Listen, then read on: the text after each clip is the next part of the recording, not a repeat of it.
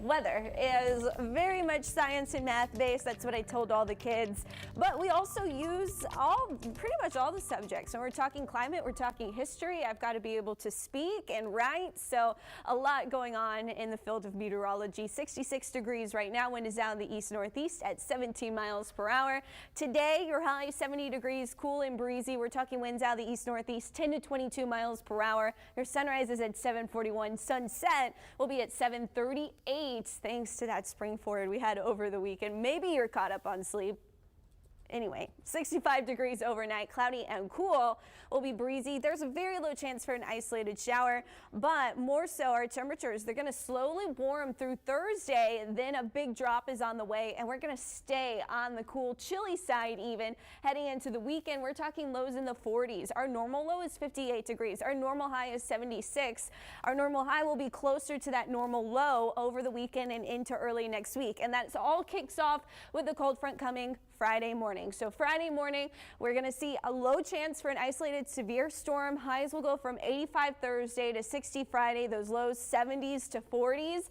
Thursday, we're going to see winds out of the south-southeast gusting up to 40 miles per hour. Friday morning, 45 mile per hour gusts. If we do see a severe storm, that will produce 60 mile per hour gusts. So the greater risk for severe weather is going to be through Dallas, Austin, San Antonio, and Houston. However, as those storms approach the coast, we have a chance to see some of them as well. So speaking of that, we are picking up our wind ahead of this system because of high pressure off to our east. That storm system coming in out of the west. In between those two areas, our winds ramp up. We'll continue to be windy on Thursday as the front moves in. We start to see Thursday afternoon those severe storms potentially developing there near Dallas. Then that will track to the south and southeast as the cold front does so into Friday morning. So it looks like more so Friday morning is when we see that risk of storms. High pressure moves in. We continue to pump the cooler air in with a weak disturbance, possibly bringing, that's even some snow, some March snow off for West Texas, not for South Texas.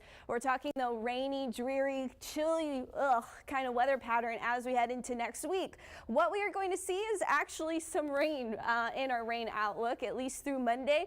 We're talking the potential for some rain continuing Friday, Saturday, Sunday, Monday, and so eventually that could add up to around a half an inch or even more, especially along the coast. So we're actually talking some rainfall for the coastal bend. It's been a while. Wind is going to be strong. I can't emphasize that enough. That creates hazardous conditions at our beach. It is spring break.